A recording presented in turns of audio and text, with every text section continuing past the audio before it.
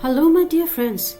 Today we come in the presence of Lord and we will be reading the Bible Old Testament Book 3, Leviticus chapter 27, redeeming what is the Lord's.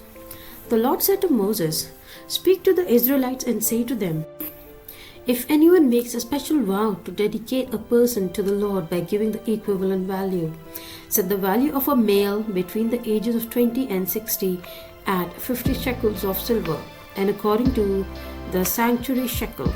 For a female, set a value at 30 shekels. For a person between the ages of 5 and 20, set the value of a male at 20 shekels and of a female at 10 shekels. For a person between 1 month and 5 years, set the value of male at 5 shekels of silver and that of female at 3 shekels of silver. For a person 60 years old or more, set the value of a male at 15 shekels and of a female at 10 shekels. If anyone making the vow is too poor to pay the specified amount, the person being dedicated is to be presented to the priest, who will set the value according to what one making the vow can afford. If what they vowed is an animal that is acceptable as an offering to the Lord, such an animal given to the Lord becomes holy. They must not exchange it or substitute a good one for a bad one, or a bad one for a good one. If they should substitute one animal for another, both it and the substitute become holy. If what they vowed is a ceremonially unclean animal, one that is not acceptable as an offering to the Lord, the animal must be presented to the priest, who will judge its quality as a good or bad. Whatever value the priest then sets, that is what it will be.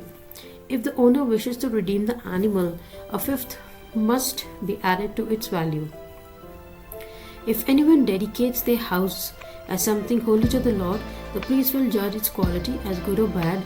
Whatever value the priest then sets, so it will remain. If the one who dedicates their house wishes to redeem it, they must add a fifth to its value, and the house will again become theirs.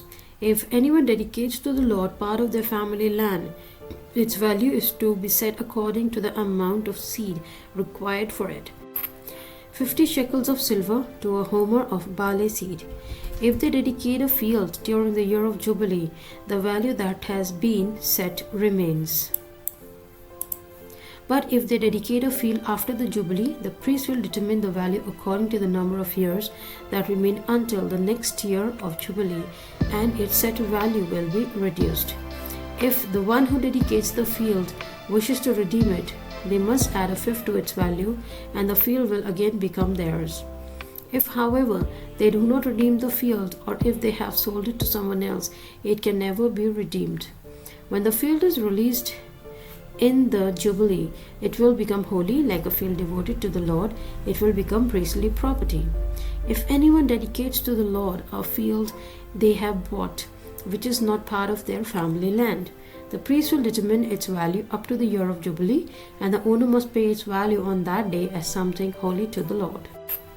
In the year of Jubilee, the field will revert to the person from whom it was bought, the one whose land it was. Every value is to be set according to the sanctuary shekel, 20 gerahs to the shekel. No one, however, may dedicate the firstborn of an animal, since the firstborn already belongs to the Lord. Whether an ox or a sheep, it is the Lord's.